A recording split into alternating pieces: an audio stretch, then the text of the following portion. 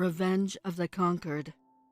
As my body left swaying in the still summer morning from the horror of war that befell my home, it stood as an example of a conquered innocent people that did no wrong. They crumbled our city walls and rode us down in the streets like animals. Armor and horse could be heard rumbling down cobblestone, quickly followed by a blood-curdling scream. Mother, child, husband, wife, and fathers were left strewn across the city steps. The metallic smell from the blood-soaked cobblestone permeated the air.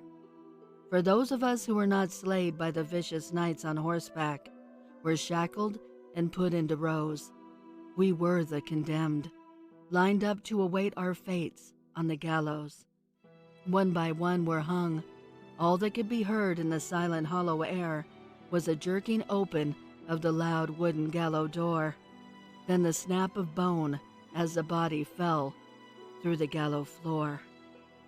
I heard my people beg for the lives of their loved ones and cry out for mercy, only for it to fall on deaf ears.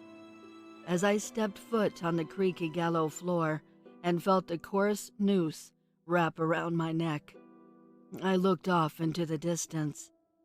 There sat a red knight atop his black steed. I stared into his eyes, trying to find an ounce of humanity, a simple drop of compassion. But all that stared back at me was hatred, lifeless eyes, filled with arrogance and disdain. At that moment, before the executioner pulled the lever and condemned my soul, I cursed the conquering army that stood before those lonely gallows. I swore vengeance would be had on behalf of my people.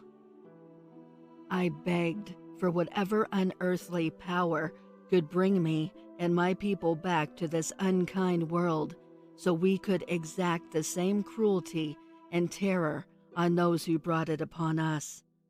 Before I could utter another word, the lever was pulled, and all that was seen was black. The rope was cut from around my neck, and I was buried with my people, a mass of innocence buried together by the seeds of hatred. But as the seasons changed from summer to winter, those seeds of hate grew into the vengeance I begged for with my final breath. We rose from the soil that winter's morning, bony and withered, flesh rotting from our bones. We were the undead, and we were hungry for revenge. We went from village to village, devouring anything that crossed our path, until we staggered upon our once former home. We crumbled the city walls, just as the invaders had done to us. Their banner fell from the tower as we feasted upon them in the city streets, the cobblestone paved in the blood of the once mighty conquering horde. Now they have felt the horrors of war.